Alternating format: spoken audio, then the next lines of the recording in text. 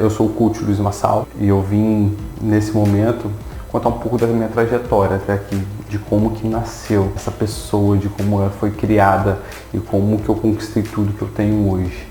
Eu fui nascido e criado num ambiente muito hostil.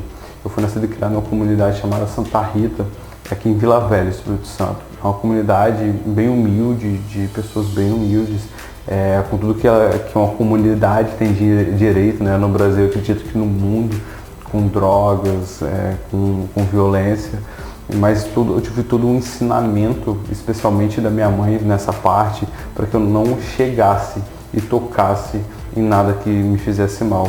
E é incrível como que as coisas são, que eu não consigo nem colocar um cigarro na minha boca, cigarro normal, não estou falando nem de outros tipos de droga, eu não consigo nem colocar um cigarro na minha boca que já não me faz bem. Então eu tenho uma apatia a qualquer coisa desse mundo. Então eu fui criado nesse local até os 12, 13 anos, que quando meus pais foram para Portugal. Meu pai e a minha mãe foram com muitas famílias no Brasil, eu vejo muito isso em Minas, e tinha mais ou menos 12, 13 anos, eu acho que foi 2003, 2004, algo parecido com isso. E eles foram para Portugal para tentar uma vida melhor e ficaram lá em torno de 5 a 6 anos. E eles conseguiram até algumas coisas bem legais, que aqui talvez eles não conseguissem, né? Eu era bem novo, não conseguia nem ajudar eles a se instruir perante isso. Então, eles reformaram a casinha que a gente já tinha lá em Santa Rita mesmo, que virou uma casa de 2 andares. Compraram uma casa nesse meio termo, na Serra, município também do Espírito Santo. E nesses 5 a 6 anos de ausência dos meus pais, eu não dei muito certo morando com a minha avó materna, que é lá em Santa Rita. Do lado onde a gente tem uma casa, bem pertinho, onde a gente tem uma casa, não dei muito certo, por conta de alguns problemas com pessoas que também moravam lá, então eu fui morar na Serra. Então a casa que a gente comprou na Serra, que meus pais compraram na Serra, é muito porque eu fui morar lá com a família, com meu tio Arilson, minha tia Ronilda, meus primos incríveis, que é o Júnior, a Jennifer, e todos os amigos que eu tenho lá, fantástico, né? O Rony, Neuzinha, Clebinho, Vanessa, Dona Maria. Então são pessoas incríveis, fizeram boa parte daquela adolescência mais forte, assim, né? 14, 15 anos. Então ali é um momento talvez até mais complicado de se criar um jovem, né? São pessoas, normalmente momentos mais rebeldes, mas eu nunca fui nesse perfil, mas eu fico imaginando, né, a minha tia aceitando algo bem desafiador, né, no mundo de hoje. Eu fiquei lá durante um tempo, eu acho que 2 anos, mais ou menos, e eu fui minha mãe não tinha voltado ainda, em sequência, eu fui morar com minha avó paterna, meus avós paternos, meu avô Luiz, que também se chama exatamente Luiz Marçal, e minha avó Mirinha, que eu amo muito, eu amo muito. Morei também com a minha tia Neném, minhas outras primas Kelly e Roberta, depois meu tio que estava nos Estados Unidos também chegou, né, voltou dos Estados Unidos, meu tio Roberto, e um lugar muito incrível. Assim, eu vivi 1 ano mais ou menos, ou pouco mais de 1 ano em Mantenópolis, e foi é muito marcado na minha memória, porque eu acho que eu tinha 16 anos, eu estava no 2º ano do ensino médio, 15 para 16 anos eu acho que eu tinha. E por ser uma cidade de interior, tinha poucos, acho que menos de 20 mil habitantes, acho que 12, 14 mil habitantes. Quando chega alguém assim da cidade, meio que você cria amizades muito mais fácil. Eu era muito introspectivo, eu não conseguia fazer isso no meu habitat natural, digamos assim. E ali eu consegui criar muitas amizades, consegui me desenvolver um pouco mais como pessoa mesmo, conversar, trocar ideia, ter um amigo para isso. E foi uma passagem bem legal. E depois de lá, eu retornei para casa da minha tia e minha mãe já estava retornando de Portugal. Foi bem próximo, assim. Eu voltei, eu acho, pouco depois e minha mãe veio. Eu já voltei por conta do ano letivo, que eu tinha que ir para o 3º ano. E minha mãe também iria voltar naquele ano. Então eu voltei para a Serra e a minha mãe também voltou de Portugal. E como a gente comprou uma casa na Serra para morar lá, porque era muito menos perigoso do que Vila Velha, a gente morou na Serra durante um bom período, não consigo lembrar aqui agora, e foi algo incrível que a gente morou junto com minha tia na mesma casa, a gente ajudou ela a construir a casa dela, só que foi um momento muito delicado, foi um momento de queda emocional da minha vida, porque foi um momento onde o meu pai iniciava, na verdade desde Portugal, mas eu não sabia, ele iniciava o vício dele no álcool. É um momento que eu percebi isso, né? Ele iniciava para mim, mas ele já tinha iniciado em Portugal. Ele iniciava o aprofundamento do álcool e minha mãe iniciava um aprofundamento na depressão dela, que eu naquela idade eu nem tinha muito percebido. Então eu sofri um baque do meu pai tendo várias brigas com a minha mãe, ele não vindo para casa, ficando em bar bebendo, chegando bêbado. Meu pai nunca foi muito agressivo, mas algo que era muito pesado. E a minha mãe, ela tentou por 4 ou 5 vezes o suicídio, né? Que na cabeça dela, o casamento era um só, não tinha mais como ela sair daquilo. E a gente tentou algumas alternativas. Meu pai, por uma falha humana, acontece, ele tentou reformar a casa da serra e ele afundou a casa, que ele aterrou, a gente jogou um monte de areia numa varanda que era, acho que menos de 1 metro mais baixa, e a casa cedeu. Isso que cedeu não ficou mais habitável, porque as rachaduras ficaram bem largas, assim. Então a gente precisou sair daquela casa, a gente alugou uma casa e falou, cara, vamos tentar ver se minha mãe não separa, né? Vamos mudar de casa. Aí a gente voltou para nossa casa de Santa Rita, que estava alugada. A gente pediu a casa e voltou para lá. Só que não mudou, na verdade piorou um pouco, porque lá tinham amigos mais velhos do meu pai. Então ficou mais agravado o vício do meu pai no álcool, ficou insustentável o relacionamento do meu pai com a minha mãe. Ainda dentro de casa, a minha mãe iniciou a separação com o meu pai.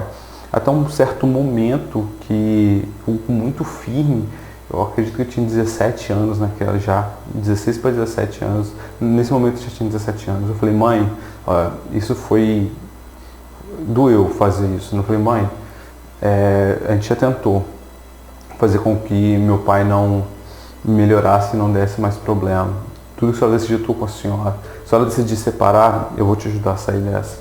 E eu sempre fui de trabalhar em todos os locais que eu fui, eu trabalhei. Então, naquele momento, eu já consegui meu primeiro emprego numa padaria, eu era ajudante de padeiro e minha mãe e meu pai se separaram. Então, 17 anos, eu tenho uma irmã 4 anos mais nova do que eu e um irmão 4 anos mais novo do que ela. Então ele tem 8 anos mais novo do que eu. Ele é 8 anos mais novo do que eu, aproximadamente, né? No exato. Né? Então a gente quebrou a nossa família e a gente ficou desestabilizado. A minha irmã, ela era bem independente e eu também era bem independente. Então a minha irmã já estava em um relacionamento sério, saiu de casa e eu permaneci ali com a minha mãe e com o meu irmão.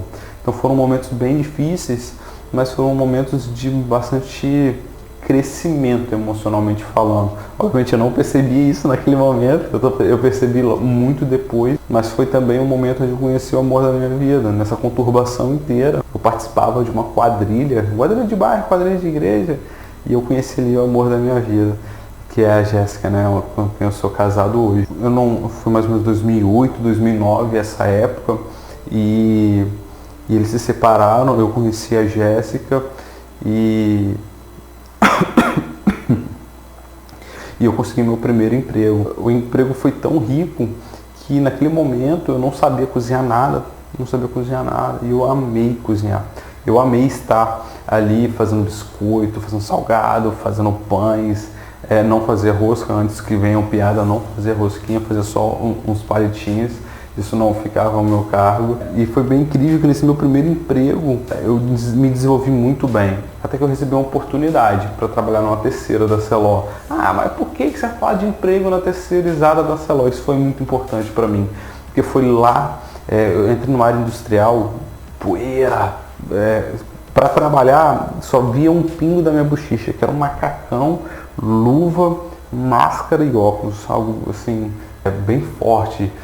São muito guerreiros, trabalhadores de área industrial, que são um perigo constante. Eu quase morri algumas vezes, com acidente de coisas caindo em cima de mim, chapas vindo na minha direção. Foi algo bem forte naquele ambiente. Eu que nunca fui desse tipo, né, de trabalho mais braçal. Meu trabalho, eu percebi isso depois, né, porque 2 meses de área industrial, é por isso que vale a pena tocar nessa experiência.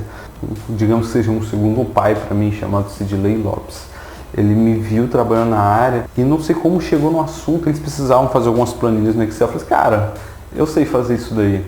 E olha que desafiador, eu não sabia fazer. Hoje eu não faço mais dessa forma. Hoje, quando eu vou falar, quando eu vou propor alguma coisa, eu falo, cara, eu não sei, mas deixa que eu vou conseguir isso pra você. Eu garanto que eu vou conseguir. Se alguém conseguiu, eu consigo. Mas naquele momento eu estava desesperado, querendo sair daquele lugar, eu não tinha o conhecimento que eu tinha hoje, eu usei desse artifício. Cara, eu sei fazer isso. Então, eu estudei muito tempo à noite e eu consegui entregar. Então, com 2 meses de área industrial, ou menos, foi um período bem próximo de 2 meses. Eu saí e fui para o escritório. E lá, isso eu tinha 19 para 20 anos. E lá eu comecei a ter contato com ele e perceber como que ele lidava com a pessoa. Ele não é aquele líder amigão, pá, de todo mundo, né? Ele é muito dos próximos, mas por ser uma área industrial é muito comum você ver aqueles líderes muito fortes, aqueles líderes impositivos, de brigar e de falar pesado. Então eu percebi aquilo, eu percebi a energia dele, eu percebi a ênfase que ele dava em alguns momentos e aquilo me fez crescer muito. Até um certo momento de eu assumir a posição dele. Eu não cheguei a ser oficializado lá, nossa, com um cargo de coordenador de mais de 60 pessoas, mas eu sim trabalhei na função dele, fiz tudo o que ele fazia, eu geri mais de 60 pessoas de uma terceirizada de alto risco, né, que era a limpeza de correias transportadoras, de forma braçal, ferramentas manuais e com água de pressão, né, caminhões de pressão e equipamentos como retro, Bobcat, não sei se vocês conhecem. Então eu geri isso junto com um parceiro na época que era o Adalmo Zerbini, mas que foi algo incrível para mim, algo que eu percebi como que era gerir pessoas tão novo, mas que eu entendi como que aquilo é importante e como que foi passar por todas as etapas de entender numa admissão, de entender no treinamento, de entender numa promoção e de entender o que é um desligamento. Então foi algo importante para minha carreira naquele momento. Pouco tempo assim de PAJ, eu fiz o Enem e passei a prova, né? Não sei se eu passei, eu tive uma nota razoável, pouco mais de 600 pontos, eu lembro na época disso, e eu consegui uma bolsa 100% gratuita pelo Nossa Bolsa, que é um projeto do Estado do Espírito Santo, e eu comecei a fazer uma faculdade 100% gratuita na UCL, que é bem perto dessa LO, só que muito longe de Vila Velha, são extremos na Grande Vitória. E eu comecei ali uma faculdade, algo que eu não conhecia. Eu ganhei e eu não conhecia aquilo que eu estava fazendo. Então eu comecei trabalhando na PAJ, andava com 2, 3 celulares no bolso, o meu, o da minha empresa, e um que a Celó falava comigo, era Nextel na época, era tipo um rádio, era coisa de louco. Eu ia com o carro da empresa para casa muitas vezes, era coisa de louco. E eu fiz a faculdade, e o incrível, eu fiz a faculdade sem ter reprovado em nenhuma matéria, eu não reprovei em nenhuma matéria sequer, porque se eu reprovasse eu tinha que pagar, porque não tinha direito nem, era uma matéria, se eu reprovasse 2 eu perdia a bolsa inteira, diferente do ProUni, que eu acho que é uma por semestre, não sei certamente, mas é um pouco mais flexível o ProUni, o Nossa Bolsa não. Se eu reprovasse uma, eu tinha que pagar ela depois, se eu reprovasse 2, eu perdi a bolsa. Então, eu precisei seguir firme até o final. Então, eu segui muito firme e eu decidi que eu só sairia da PAJ, que eu estava muito bem estabelecido. Eu lembro muito do Wilson Rangel, ele me propor carreira lá dentro, cara, a gente gosta de você e tal. Mas, visivelmente, não era para mim aquele lugar. Eu tinha voos muito mais altos para alcançar e não era para mim aquele lugar. E ele entendeu e foi incrível.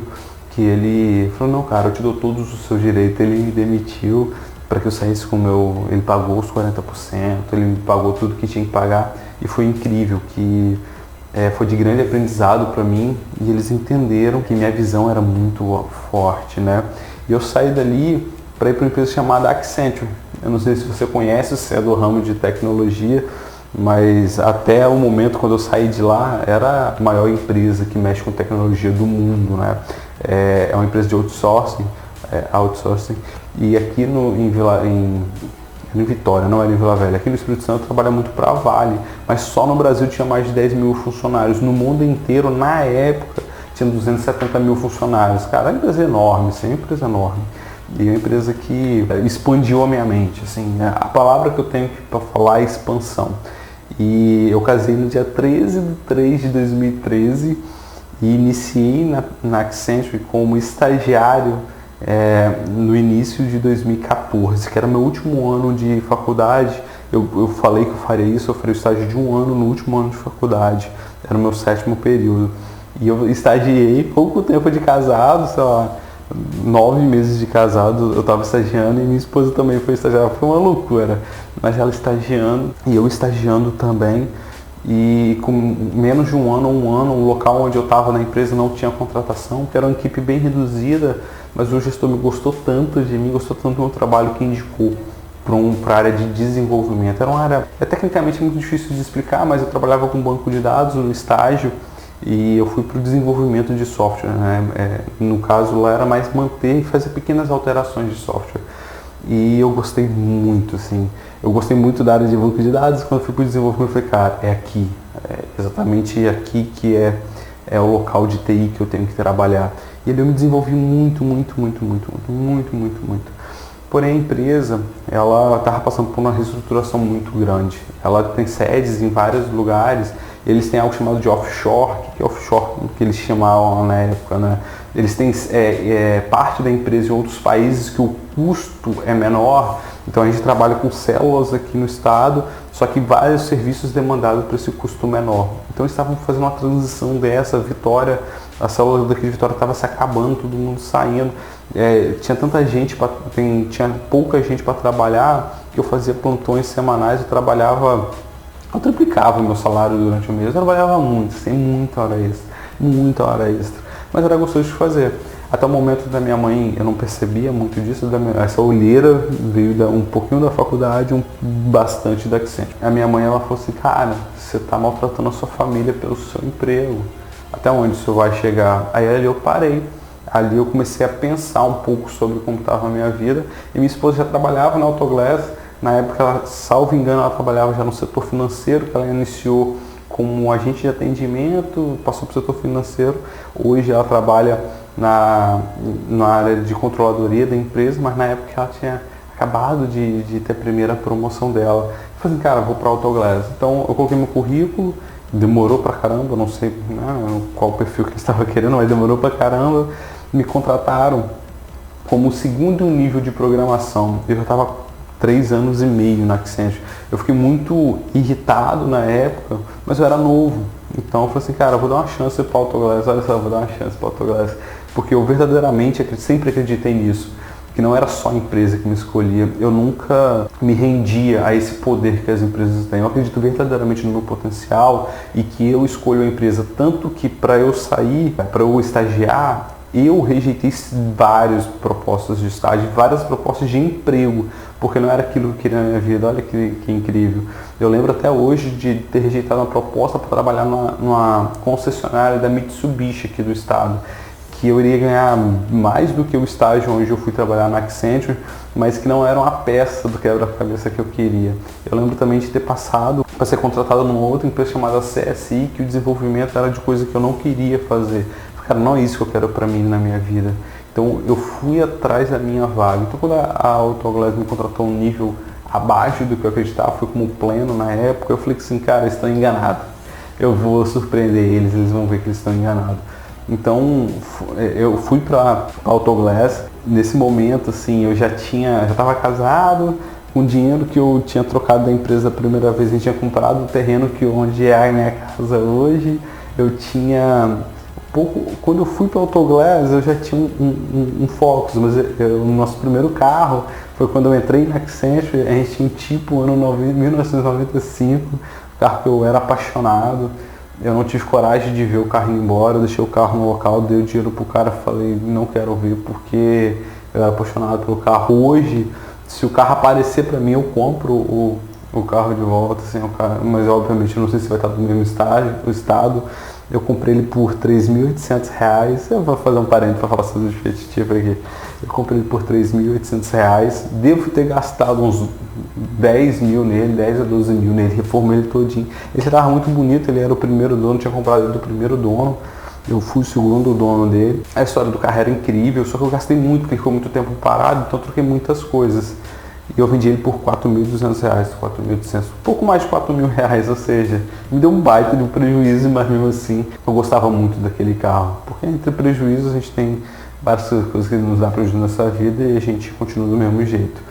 Então, nesse momento, quando eu estava na Autoglass, eu comecei a me desenvolver muito, comecei a enfiar a cara, eu não conhecia nada, como é que eu vou te explicar? Eu trabalhava com X e quando eu cheguei na Autoglass era Y. Eu trabalhava com Java e um monte de coisas de universo. Eu cheguei na Autoglass, era C Sharp, era uma outra linguagem de programação completamente diferente, arquitetura completamente diferente. Obviamente tinha coisas parecidas, mas a grande maioria era diferente. Então eu precisei enfiar a cara para poder aprender e não teve outra, né? Então a minha consistência e a minha insistência em aprender me levou a níveis de conhecimento altíssimo lá dentro e foi incrível minha evolução. Então eu fui subindo, né, como profissional técnico mesmo, fui fazendo análise, que é naquela época na Autoglass ainda era considerado um grau acima, mas sem promoção. E eu não estava nem aí para promoção, eu queria era mostrar o meu trabalho. Eu comecei a ser promovido, fui promovido uma vez numa review e no meio do ano eu vi um caso, falei, cara, eu mereço ser promovido, eu fui promovido de novo e depois eu passei num processo seletivo para ser líder. Eu me inscrevi no processo seletivo para ser líder. E nesse momento do processo seletivo para ser líder, eu cheguei lá e eu só me vi líder de um monte de equipe que eu não queria ser líder. E naquele momento eu falei assim, cara, eu vou desistir desse processo. E não dei tudo de mim. Mas eu também não fui tão horrível assim, mas eu não dei tudo de mim. E eu não fui aprovado naquele momento. E talvez você ache que eu seria aprovado, mas não fui aprovado. Eu escutei palavras duras do meu gerente, de uma menina do RH. Palavras muito duras. Me falando sobre pontos fracos. Você tem que melhorar isso. Pontos fracos que eu não tinha. Falando que eu tinha que melhorar coisas que eu era muito bom, sabe? Então eu falei assim, cara, eles estão errados. Eu preciso mostrar para eles que eles estão errados. Esse não é o Luiz que eles conhecem. Esse Luiz que eles conhecem não é o Luiz verdadeiro. E eu sentei na minha cadeira, bolado, assim, nervoso, mas aquela raiva positiva de querer movimentar pro bem. E foi quando eu recebi uma mensagem no canal da empresa falando que uma empresa parceira estava disponibilizando 2 cursos de desenvolvimento pessoal por preço de um.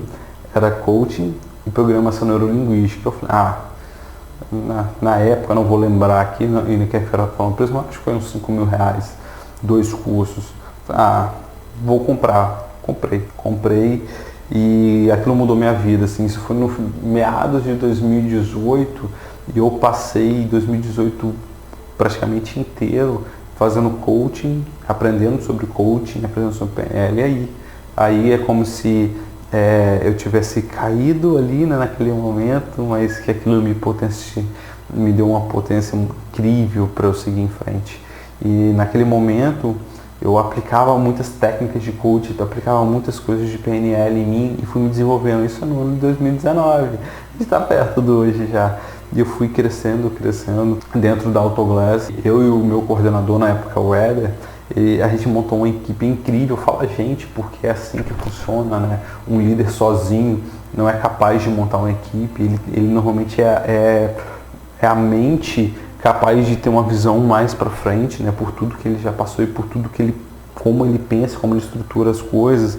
Mas sem um apoio, o líder não consegue ir longe, né? Porque às vezes se você estiver com binóculos olhando para longe, os seus inimigos mais próximos te pegam.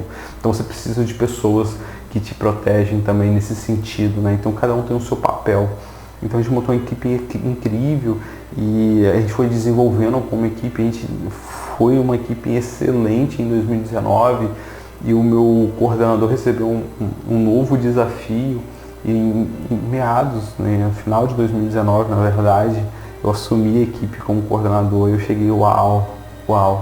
Então eu cheguei, né, isso com 3 anos de empresa, eu entrei no final de 2016 e no final de 2019 eu estava assumindo como coordenação. Entrei em 3 anos de empresa, eu saí do 2º nível para o nível onde eu gostaria de estar. Obviamente, o fato de eu assumir a cadeira tem um tempo probatório. Então nesse momento aqui que eu estou gravando o vídeo, eu nem tenho no cargo ainda, assim, carteira de trabalho lá, coordenação, mas eu já estou mais de 4 meses, já estou mais de 5 meses na função, né, de coordenação novamente, só que agora de um jeito muito melhor no meu sentido. Eu aprendi com a minha liderança.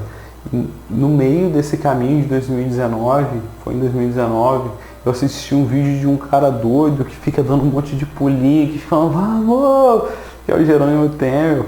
E eu achei aquela metodologia incrível. Eu comecei a consumir vários conteúdos dele gratuito e ele me falava muito sobre integridade da palavra, e aquilo, eu tenho um senso de honestidade altíssimo, tá? e respeito altíssimo, e aquilo deu match, né? A gente entrou em sincronia, né, comigo, e eu não conseguia não ver mais e não gostar mais daquele conteúdo. Então aquilo fez muito sentido para a minha vida. Então eu comprei um curso dele só para agradecer por tudo que ele tinha me feito de forma gratuita. Eu comprei a formação de coaching do Jerônimo, eu acreditava, eu tenho coach, eu tenho PNL. No meio do caminho, nem falei aqui, eu fiz hipnose, então eu tenho coach, PNL, hipnose. Aí eu fazer mais uma formação do Jerônimo, não vou aprender muita coisa. E a formação foi incrível, assim. A formação... o Jerônimo não tem o melhor preço, na verdade, salvo engano, o preço da formação de coaching do Jerônimo é o mais caro no mercado que eu conheço, do mercado brasileiro. Então, uma das cotações que eu fiz, eu falo a verdade para você, talvez eu pagaria o dobro ou o triplo por aquela formação de coaching, porque ele não só forma, não dá só a teoria para que você aplique, tem uma autoaplicação, e aquilo ali... a formação na época a Flávia Cobal, ela aplicando as ferramentas e ela ensinando as ferramentas que eles colocavam lá, aquilo transformou a minha vida. E eu comecei em eventos, eu fui no WA, que é um evento de inteligência emocional, fui no WAX, talvez você tenha visto a foto que eu passei andando numa fogueira de 4 metros, e que é muito mais para autodomínio. Então eu mergulhei no mundo do coach, eu fui picado pelo mosquitinho, como gosta de falar, eu fui picado pelo mosquitinho do coach, e eu preciso verdadeiramente, o meu propósito está dentro do meu propósito de vida, transformar pessoas, e eu verdadeiramente sou apaixonado por isso. Eu descobri, assim, que eu sou extremamente apaixonado por pessoas, e que eu gosto de ver uma pessoa que talvez estava minguada ali, e alcançando resultados incríveis, ou talvez pegando pessoas incríveis e dando mais performance para ela. Quando a gente fala auto performance, a gente está falando de calibragem de segundos, né, no automobilismo ou corrida. E quando a gente fala de alta performance, a pessoa está performando incrivelmente, mas você calibra ela para ajustes finos para performar, ter resultados cada vez maiores. Então eu gosto muito de coach, eu gosto muito de ver pessoas que, cara, eu tô estagnado na minha função, eu quero crescer, e pegar ela e crescer. E com tudo isso, eu consegui realizar o sonho da minha vida. Hoje, nesse exato momento, eu tenho 28 anos e eu achei que eu demoraria pelo menos mais uns 10 anos, quando eu tivesse 40 anos eu conseguiria o que eu tenho hoje, que é a minha casa própria. Talvez com a mentalidade que eu tenho hoje eu não tinha iniciado esse projeto, sabe? Mas quando a gente vem de uma origem humilde, a gente coloca esses planos na nossa cabeça. E hoje eu já estou com o meu sonho praticamente realizado. Eu estou morando, mas tem algumas coisas externas para terminar, tem alguns móveis para comprar, mas eu estou praticamente terminando. E isso, vocês não têm ideia de como é incrível. Eu vou mostrar para vocês na sequência um vídeo antes da mudança da minha casa anterior em Santa Rita, Vila Velha, e para vocês verem como era a casa. Uma casa bem humilde, uma casa bem simples, mas que me trouxe muita felicidade, que eu tive momentos incríveis lá. Então hoje, nesse exato momento, eu estou vivendo algo que eu quis muito viver, melhorando muito do que eu tenho a melhorar. Eu não tenho nada que reclamar, a gente está vivendo uma pandemia nesse momento. A gente está vivendo uma pandemia, mas nesse momento eu quero ajudar pessoas, Então esse vídeo é um vídeo um pouco sobre a minha história, falando daquela pessoa humilde lá de Santa Rita, de Vila Velha, que hoje tem uma casa que ele sonhou em ter, uma casa que tem escritório, que tem 2 closets, que tem um monte de coisa. mas do cara também que não conseguia às vezes ficar dentro de casa quando o sol estava forte, porque aqueles telhões, Eternite era baixo da minha casa e era muito quente, tinha que correr para casa da minha sogra, para casa da minha mãe, para o shopping, porque eu não aguentava do calor. Dias chuvosos, pingos do Eternite ou do cano que passava dentro do meu quarto, de ter que colocar a cama na sala para poder dormir, tá tudo bem. E tá tudo bem. Eu sei que tem muita gente pior do que eu. Então eu consegui extrair felicidade daquilo. Talvez se eu fosse olhar do que eu poderia fazer, poderia alugar uma casa, poderia fazer um monte de coisa, poderia ter saído de lá. Eu sou muito grato por tudo que eu vivi. Então eu vim aqui trazer um pouco da minha história para vocês. Devo fazer vídeos na sequência, porque eu verdadeiramente, eu vou ajudar pessoas a saírem de onde elas querem sair dessa pandemia. Eu vou ajudar pessoas a terem uma vida diferente. Beleza? Espero que você tenha gostado, espero que você tenha curtido um pouco da história. O vídeo que eu postei, que eu coloquei aqui, gravando a saída da cara, eu gravando a casa de Santa Rita, foi filmado com o celular de pé, então desculpa, talvez na qualidade da imagem, mas é isso aí, espero que tenha gostado. Vamos!